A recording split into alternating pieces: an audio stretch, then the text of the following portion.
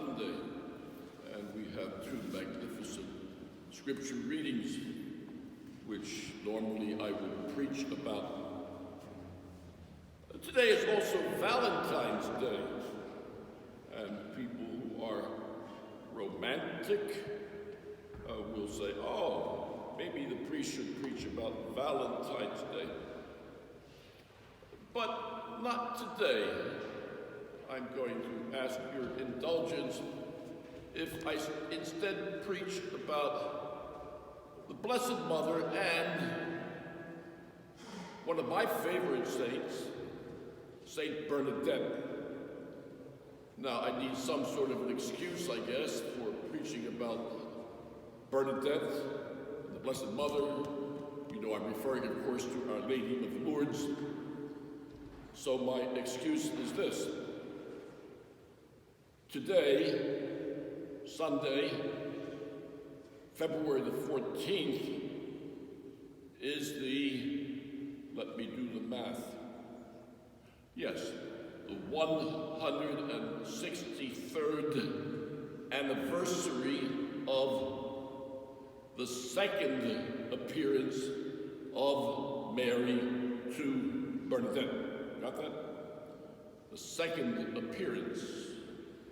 Now, if you recall, just this past Thursday, February the 11th, we celebrated the Feast of Our Lady of Lourdes. And why February 11th? Well, because that was the date in 1858 when the Blessed Mother first appeared to Bernadette. You probably have that little fact tucked away in your head somewhere, so maybe you want to tuck away this second date. On the 14th of February, she appeared the second time. Perhaps you have seen the movie, it's a golden oldie now, about Our Lady of Lourdes. I think it was called The Song of Bernadette, based on the story as it was told by Franz Werfel. And if you have not already seen that movie, I recommend it highly. It's not a technical masterpiece, but it certainly does give the story rather well. As I recall, it's in black and white.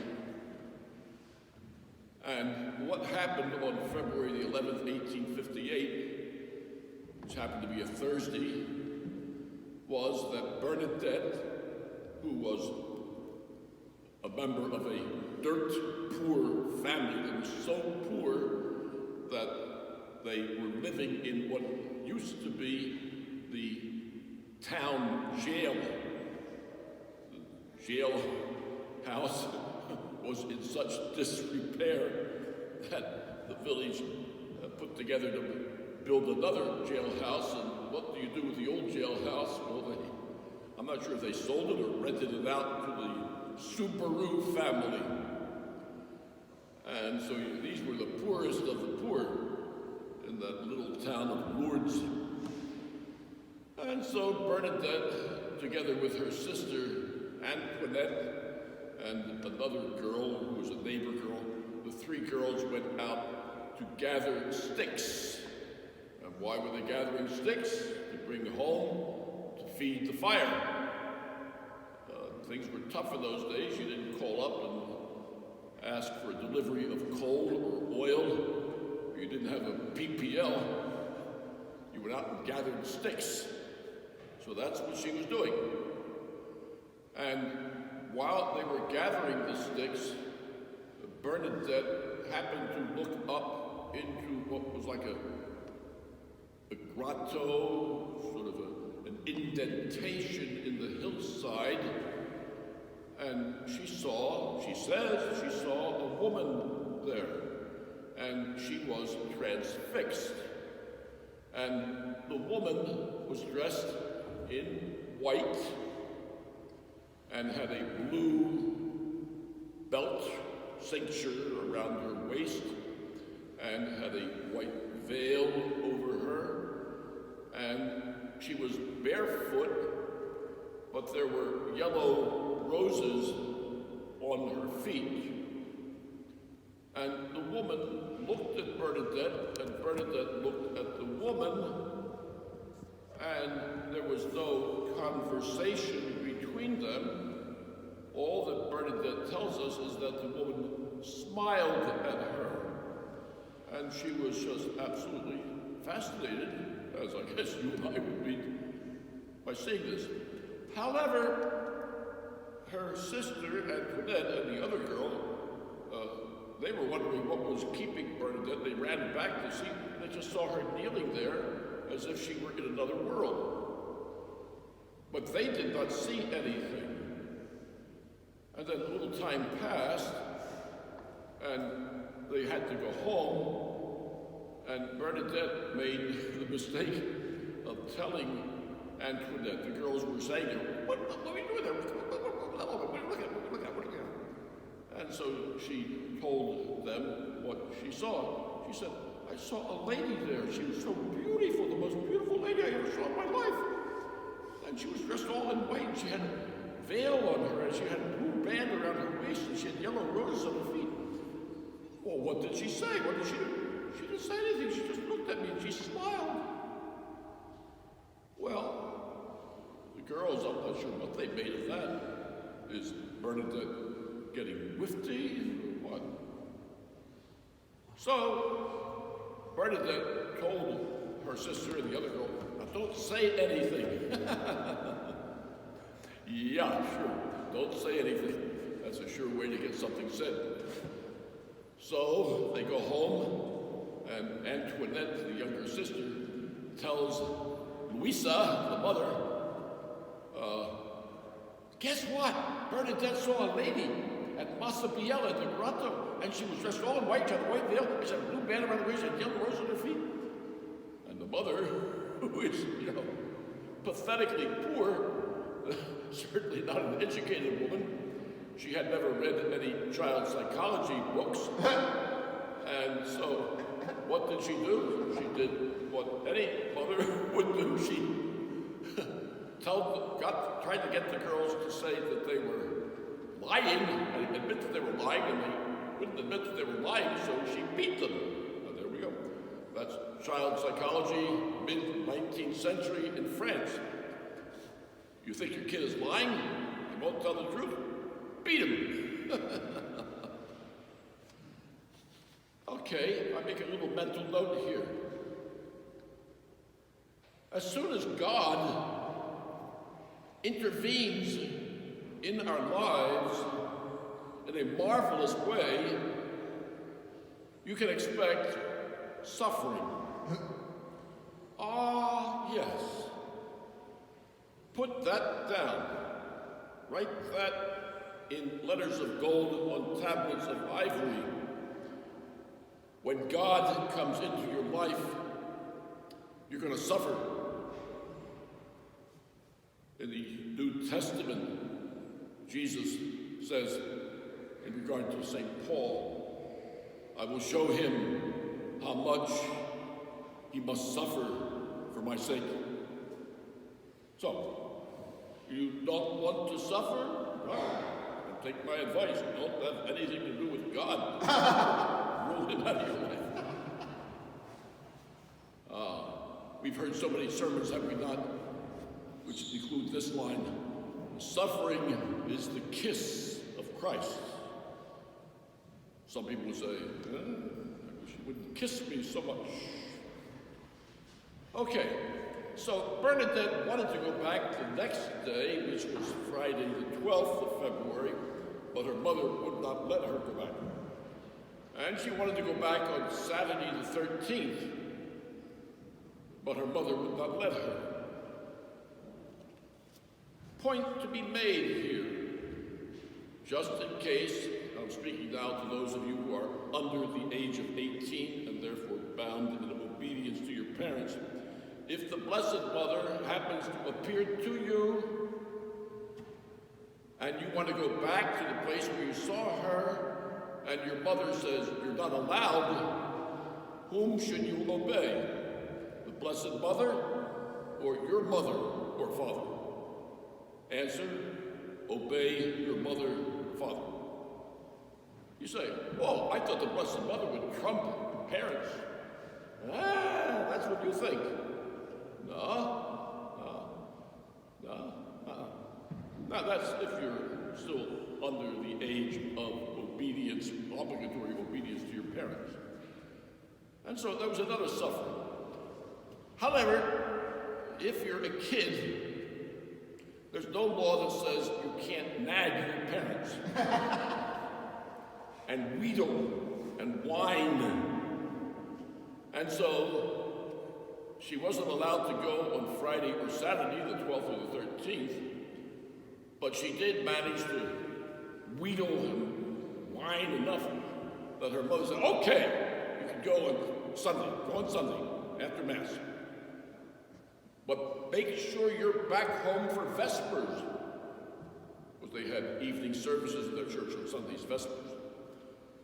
Bernadette guaranteed her mother that she would be back for Vespers. Now this next thing, I'm not sure if someone recommended it to Bernadette or Bernadette did it on her own.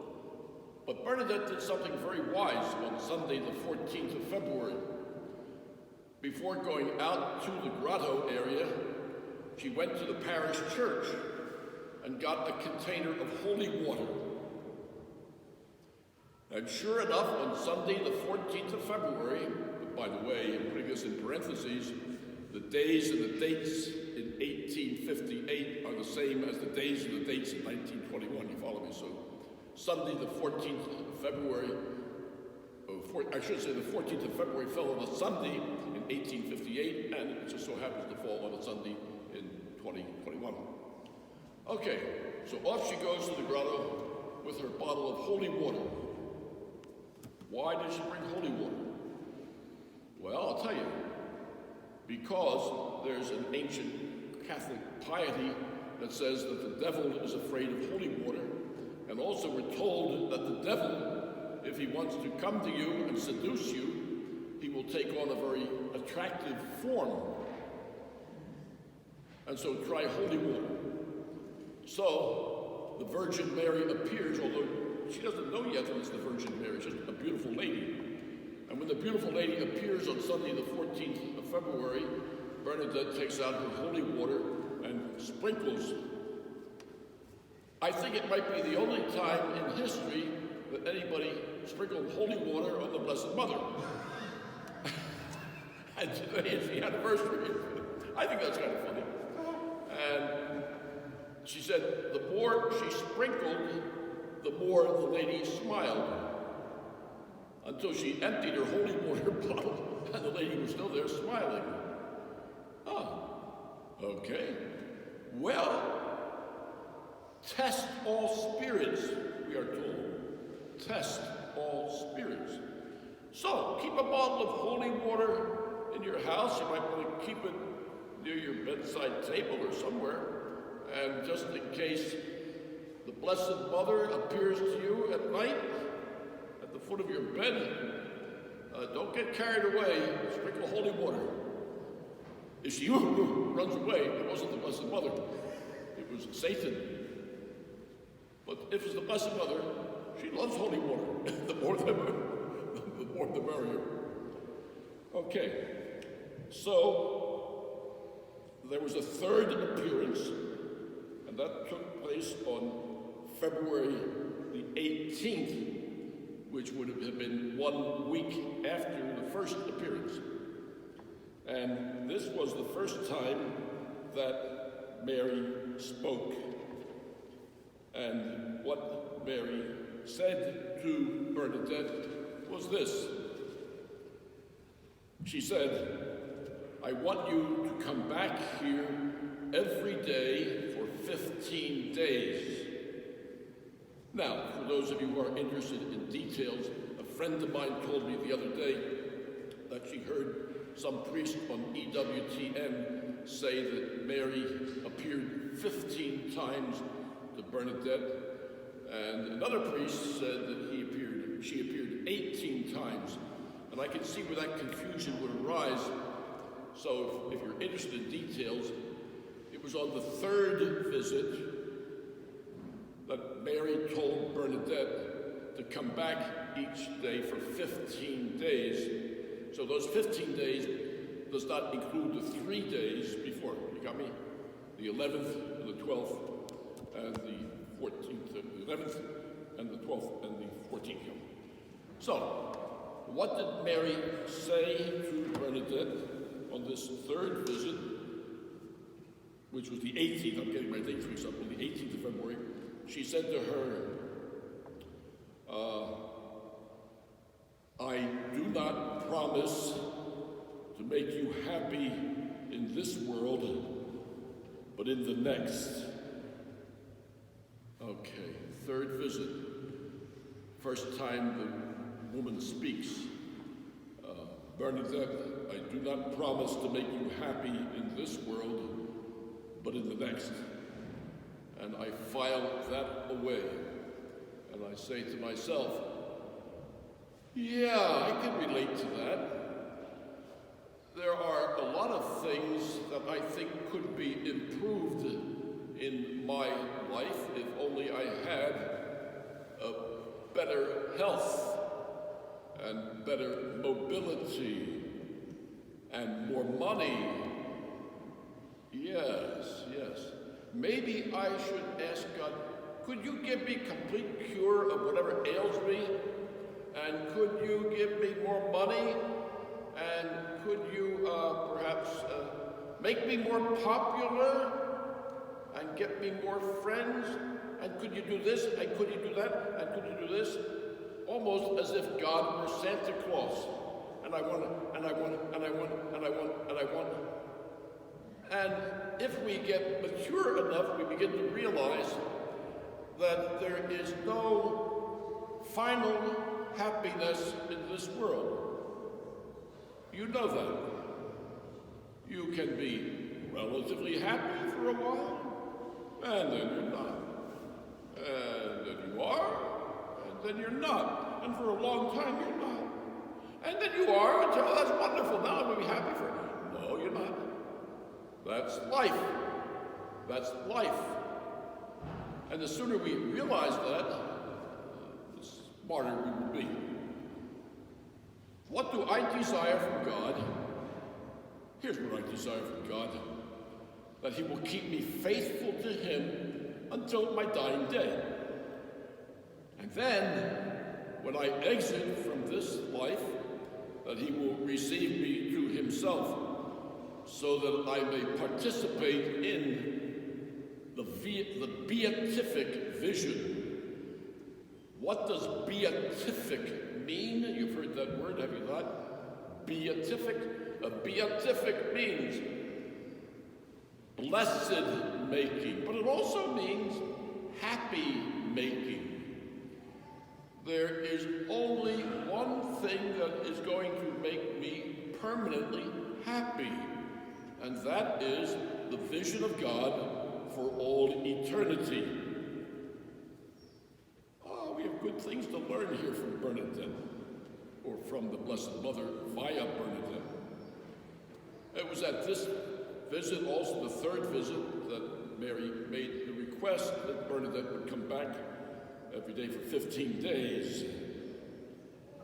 And then we came to the fourth appearance, which was on the February the 18th, and things were starting to get spread around the village now. More and more people were hearing about this. People do talk, especially in small towns, about, did you hear about that girl? Bernadette, that Subaru girl? She's seeing a mysterious lady out there. Nobody else sees her, but she does. She says she does. And then, of course, the parish priest gets involved. And the parish priest is very sour about this whole thing.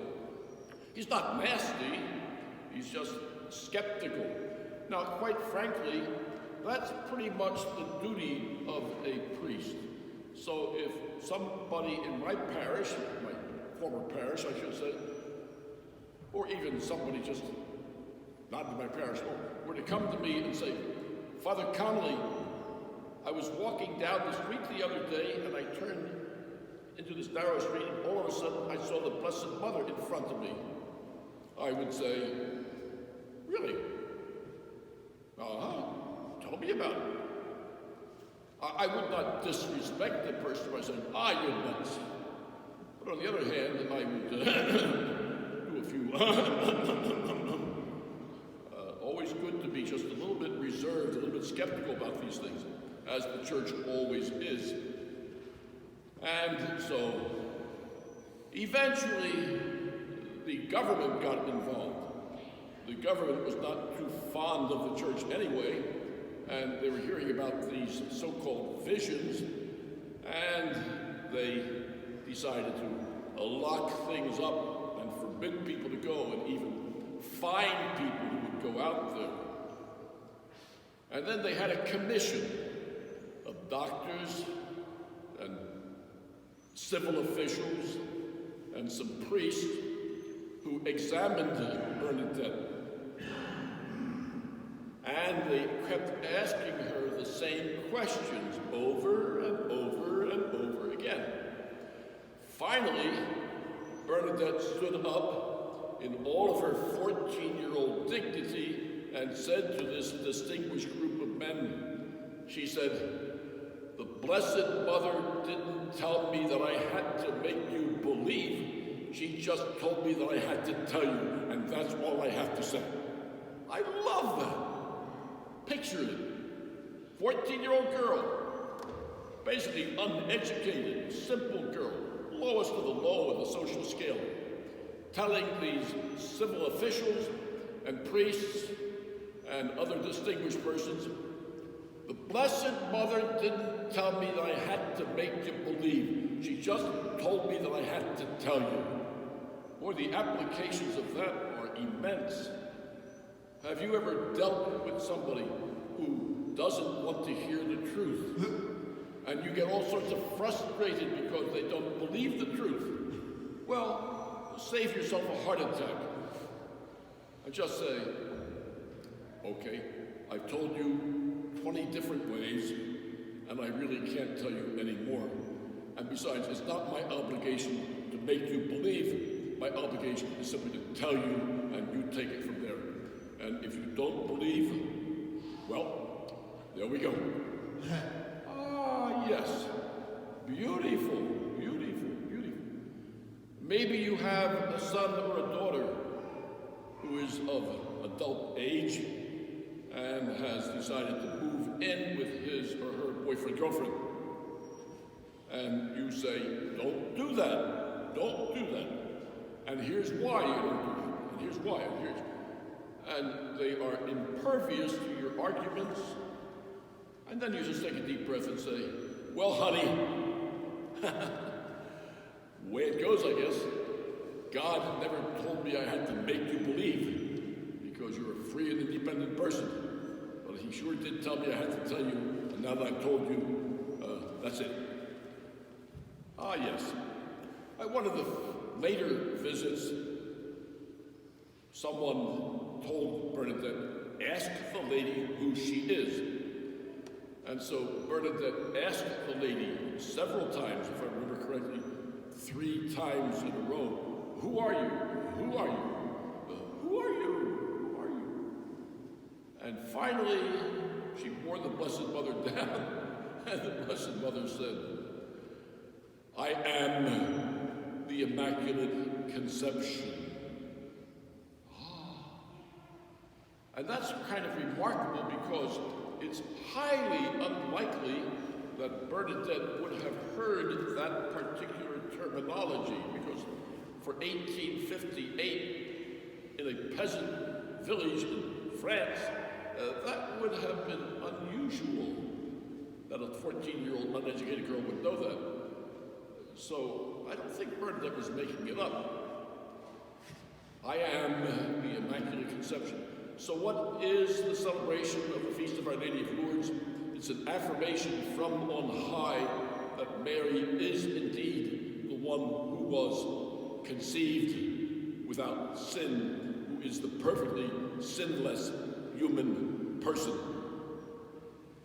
Do you know the date on which Mary revealed that to Bernadette? It was March the 25th, You say March the 25th? What's special about March the 25th? Because that's the day we celebrate the Annunciation, when the angel Gabriel appeared to Mary and said, Kaira kekaratomene ho kurios metasu. Hail, full of grace, woman, the Lord is with you.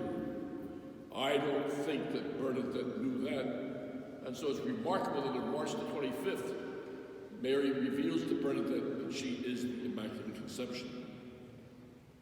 There was one more visit, which was the 18th, and that was on April the 6th. So there are 18 visits in total, or did I say April? I'm sorry, not April, July the 16th. I meant to say July the 16th, which is the feast of Our Lady of Mount Carmel. So the apparitions went from February the 11th to July the 16th. Most of the apparitions took place in February, and some in March, some in April, and then in July. Ah, yes. You know what I admire about Bernadette so much, and why she is canonized a saint? I admire the fact that the Blessed Mother appeared to her. Well, let me explain. I think it's wonderful that the Blessed Mother appeared to her, but I would not canonize Bernadette for that. Bernadette never looked for attention. She was very, very desirous that people would just leave her alone. So finally, at the age of about 17 or so, she decided to enter the convent, and that's when it really got tough. She became a novice in the convent in Nevers in France. And the novice mistress, God help her, was a woman who was full of jealousy. And she was sure that Bernadette was simply an attention seeker, and that she was either hallucinating at best or lying. And she said to Bernadette, if the Blessed Mother was going to appear, why would she appear to me? After all that I have suffered in my life, why would she appear to you? Which, if you think about it, is the pinnacle of ego. I don't think the Blessed Mother would ever appear to me. I don't think so. Why? Because I have too doggone much education, that's why. When the Blessed Mother appears, she appears to the lowly and to the humble. Bernadette endured persecution in the convent. Fortunately, she exited this life relatively young. She contracted tuberculosis and died at the age of 39. Later on, her body, having been buried, was exhumed and was found to be incorrupt.